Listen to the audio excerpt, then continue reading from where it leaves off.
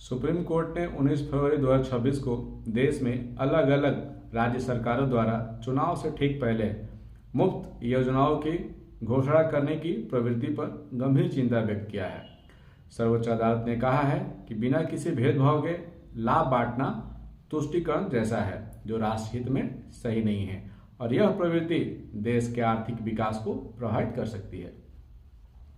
Chief justice Suryakant, justice Joy Mallya Bagchi और justice विपुल पंचोली की bench ने Tamil Nadu power distribution company limited द्वारा दायर याचिका पर सुनवाई कर रही थी, जिसमें बिजली संशोधन नियम 2024 के रूल 23 को चुनौती दी गई है। सुनवाई के दौरान कोर्ट ने तमिलनाडु राज्य के बिजली बिल अपने ऊपर लेने की नीति पर भी सवाल उठाया। चीफ जस्टिस ने कहा कि राज्य गरीब और वंचित लोगों को राहत देना चाहता है, लेकिन बिना यह अंतर किए कि कौन भुगतान करने में सक्षम है और कौन नहीं, सभी को मुफ्त सुविधाएं देना उचित नहीं है। उन्होंने पूछा कि यदि डायरेक्ट कैश ट्रांसफर योजनाएं चलती रही तो लोग काम क्यों करेंगे।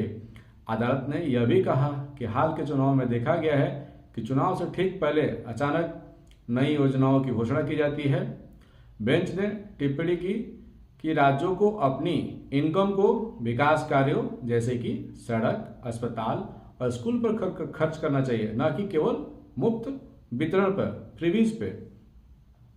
चीफ जस्टिस ने कहा कि जो लोग सक्षम हैं उनसे सेवाओं की लागत वसूल की जानी चाहिए। अदालत ने यह भी चिंता जताई कि कई राज्य घाटे में होने के बावजूद इस प्रकार की योजनाएं चला रहे हैं और पूछा कि इसका धन आखिर आता कहां से है। पीठ ने रोजगार बढ़ाने पर जोर देते हुए कहा कि लोगों को काम के अवसर मिलने चाहिए ताकि वो सम्मानपूर्वक जीवन यापन कर सके। यदि सुबह से मुफ्त भोजन, गैस, बिजली, नगद राशि मिलती रहेगी तो लोग काम क्यों करेंगे, क्यों करना सीखेंगे।